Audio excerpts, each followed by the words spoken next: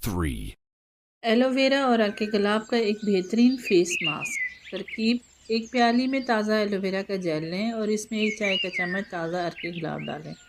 दोनों चीज़ों को अच्छी तरह मिक्स कर लें। बेहतरीन ताज के लिए इन दोनों चीज़ों को ब्लेंडर में डालकर चलाएं। आपका फेस पैक तैयार है जो आपके चेहरे को बहुत कम वक्त में चमकदार बना देगा।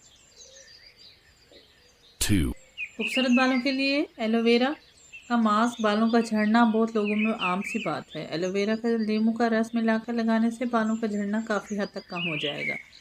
एलोवेरा में एक अंडा मिलाकर लगाने से ये बालों में एयर कंडीशनर का काम करेगा।